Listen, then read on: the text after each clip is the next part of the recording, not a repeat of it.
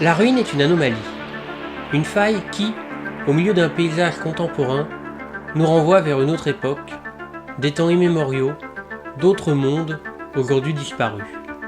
Des civilisations dont l'orgueil parvient à ressurgir jusqu'à nous, contemplant la nôtre du haut de leurs siècles de pierre et semblant nous lancer un défi pour nous demander l'air de rien, vos traces réussiront-elles à perdurer plus longtemps que les nôtres? Cette interrogation ébranle nos certitudes, nous rappelant que notre présent, que nous voyons comme l'aboutissement de 2000 ans d'histoire, n'est en réalité qu'un instant, déjà perdu dans la gigantesque ligne du temps, une anecdote dont il ne restera bientôt plus que les grandes lignes. C'est avec la Renaissance italienne qu'apparaît une véritable passion des ruines. Les dessinateurs, peintres et graveurs de toute l'Europe affluent vers Rome, découvrant soudain que la capitale du monde catholique fut surtout, avant cela, celle du plus grand empire du monde connu. La Rome antique fascine artistes et intellectuels qui voient à travers les vestiges des arcs de triomphe le prestige d'une culture qui a tout à leur apprendre. Déjà au Moyen-Âge, Hildebert de Lavardin résumait ainsi les choses. Ce que Rome fut, les ruines nous le disent encore. La Rome antique, dont les ruines se découvrent à chaque nouveau coup de pioche, supplante bientôt dans les esprits la Rome du présent, bien incapable de rivaliser avec celle qui peut si bien compter sur la puissance des imaginaires. Au XVIIIe siècle, la peinture de ruines devient un genre à part entière. Intrigante, ces peintures représentent tout à la fois la fascination pour l'Antiquité, ses temples et ses palais, et en même temps la vacuité de ces derniers, symbole de l'orgueil des puissants, qui n'auront pas su résister à l'œuvre du temps et de la nature. Les peintres de cette époque se nomment Giovanni Paolo Panini, Pierre-Antoine de Machy, et le plus célèbre d'entre tous, Hubert Robert. Véritable spécialiste du paysage de ruines, ce dernier représente bien plus souvent des vues imaginaires que de véritables panoramas préexistants. Mais surtout, au-delà de représenter les ruines du passé, il va, avec la galerie du Louvre, représenter les ruines à venir, exprimant à travers cette toile que le destin des bâtiments antiques est celui qui attend tous les autres, même les plus prestigieux.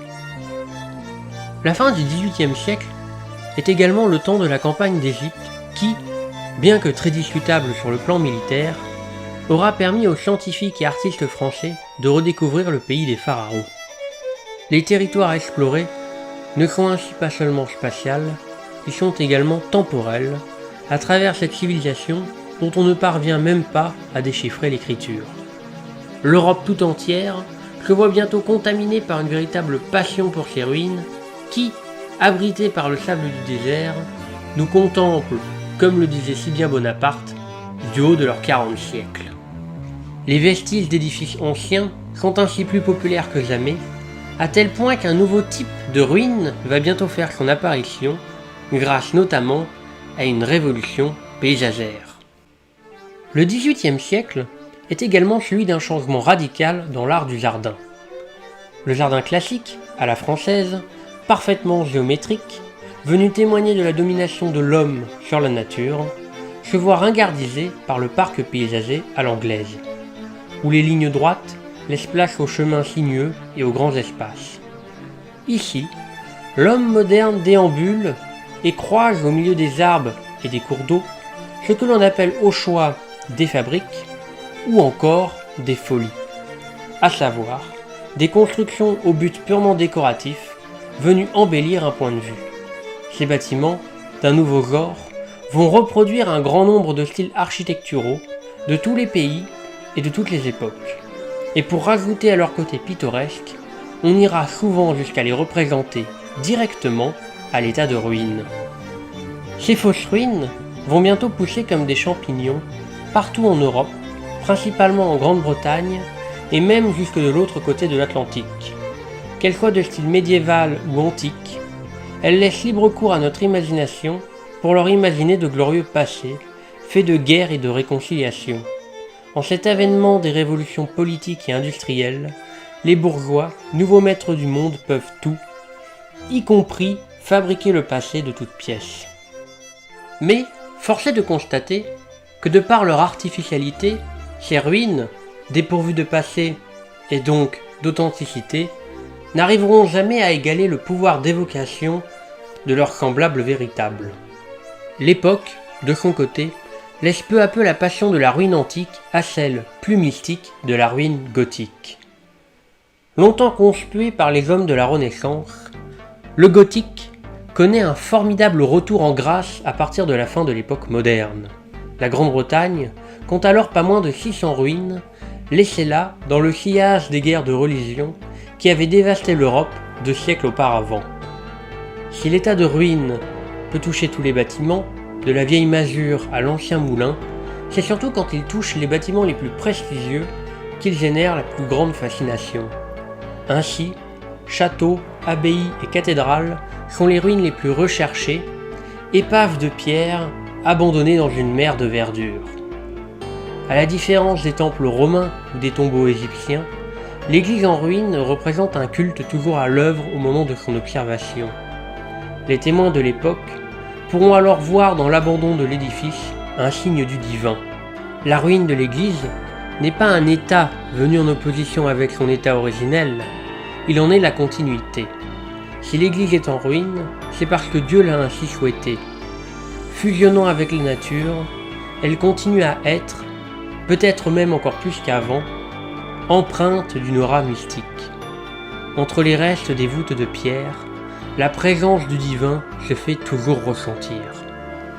Par-delà la simple présence de Dieu, certains verront, à travers ces édifices à l'histoire tourmentée, des manifestations surnaturelles.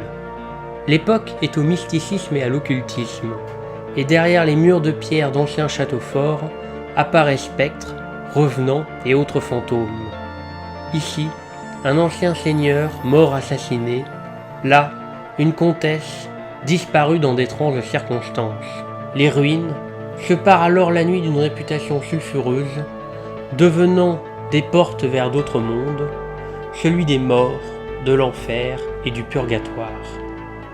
Lugubre et inquiétante, ces ruines feront les beaux jours du romantisme noir, dont le plus célèbre représentant est bien évidemment Caspar David Friedrich, dont les œuvres restent dans le domaine des chefs-d'œuvre inoubliables. Ces ruines, bien que témoins d'un christianisme en passe de disparaître, témoignent dans le même temps d'une religion qui, par-delà le délitement de ses temples, continue d'imprégner jusqu'aux lierres grimpant le long des murs de pierre. Là reste le paradoxe de la ruine, symbole d'un bâtiment vaincu par le temps, mais qui, avec l'aide de notre imagination, peut nous permettre d'apercevoir, derrière les ronces et les décombres, la splendeur de la merveille qu'il fut à une lointaine et glorieuse époque. Parfois même, ce n'est qu'une fois devenu ruine qu'un bâtiment trouve sa beauté la plus symbolique. Albert Speer, l'architecte d'Adolf Hitler, proposa aux Führers, lors de la conception des futurs monuments du Troisième Reich, d'imaginer, au-delà de leur aspect terminé, celui qu'ils auraient une fois rendu à l'état de ruine. De cette façon, il espérait qu'après des siècles et des millénaires, les monuments nazis fassent naître chez les générations futures qui les observeraient la même fascination que celle des monuments romains. Pour lui, la grandeur d'une civilisation pouvait se juger à ce qu'elle laisserait après elle. Les ruines deviennent alors, à l'image de l'œuvre pour un artiste, la seule façon pour une civilisation de goûter, ne serait-ce qu'un peu, au parfum de l'éternité. S'il aimait les ruines, qu'a donc pu penser Speer des centaines de milliers que la Seconde Guerre mondiale laissa sur son chemin? L'évolution technologique amenait alors à penser la destruction à une bien plus grande échelle, celle de villes entières, bombardées, rasées sur l'autel de la haine et de la folie. Ces ruines n'étaient dès lors plus là pour rappeler un passé lointain, mais celui bien plus proche de leur destruction. Un passé qu'on avait très vite envie d'oublier, et avec lui, ces paysages dévastés qu'il fallait faire disparaître sous le béton et les échafaudages d'une nouvelle ère. Pourtant, des ruines, il devait y en avoir d'autres, toujours aussi terribles, et dont la question de la sauvegarde n'a jamais eu de cesse d'animer le débat public. Un siècle avant celle de Paris, c'est Notre-Dame de Reims qui fut victime des flammes et de la destruction. La guerre terminée, de grands débats eurent lieu pour savoir s'il fallait la reconstruire ou la conserver en l'état pour venir témoigner de l'horreur du conflit armé. La destruction faisant alors pleinement partie de l'histoire du bâtiment. Si ce fut finalement la reconstruction qui fut choisie, ce débat de l'époque vient témoigner de la portée politique nouvelle qu'a dorénavant pris la ruine. Dans le domaine, 3 approches se disputent. La première est celle de Eugène Viollet-le-Duc, pour qui il faut restaurer à tout prix, reconstruire, voire même tenter d'améliorer un bâtiment, quitte à le dénaturer. La deuxième est celle de John Ruskin, pour qui, à l'inverse, il faut conserver le bâtiment en état, y compris si celui-ci est à l'état d'une ruine. Pour lui, c'est le témoignage du passage du temps qui donne toute sa valeur à un monument. À mi-chemin entre ces deux visions frontalement opposées, Alois Riegel propose un compromis. Restaurer les bâtiments, oui, mais à la condition que sa valeur historique soit supérieure à sa valeur d'ancienneté. Autrement dit, ne reconstruire que si cela a un réel intérêt historique. 2020 marqua la fin de 7 années de travaux pour la reconstruction du château de Berlin. Quelle valeur donner à ce bâtiment? Celle de son emplacement historique, qui vit défiler pendant 6 siècles la noblesse prussienne à l'ombre de son dôme, symbole de la monarchie absolue, ou celle de son bâtiment actuel, simple copie à valeur touristique et commerciale? Où trouver l'âme d'un bâtiment? Dans les vieilles pierres, posées là depuis des générations, ou dans la symbolique d'un bâtiment dont le sens profond est bien supérieur à sa simple matérialité? Plus elles sont anciennes et chargées d'histoire, plus la valeur des ruines se fait grande à nos yeux. Mais n'ont-elles pas, à l'heure des compagnies de voyage et du tourisme de masse, quelque peu perdu de leur aura mystérieuse? Aujourd'hui, le Parthénon, Stonehenge ou les pyramides d'Égypte tiennent bien plus de l'attraction touristique que des mystérieux monuments teintés d'aventure et de mystère qu'ils furent autrefois. Si vous pouvez tenter de vous aventurer dans la jungle amazonienne en quête d'une mystérieuse cité perdue, les nouvelles ruines, capables de susciter frissons et curiosité, sont celles de notre époque contemporaine. Usines, manoirs ou hôpital abandonné forment les nouveaux temples inquiétants du XXIe siècle. De cette fascination pour ces ruines d'un nouveau genre est née une pratique, l'urbex. Aussi appelée exploration urbaine, elle est pratiquée par toute une strate de la population à la recherche du grand frisson, celui du bâtiment coupé du reste du monde. Véritable machine à explorer le temps, ces monuments nous montrent tout à la fois un aperçu de leur passé et en même temps l'aperçu d'un futur qui pourrait se généraliser à l'ensemble de notre monde industrialisé.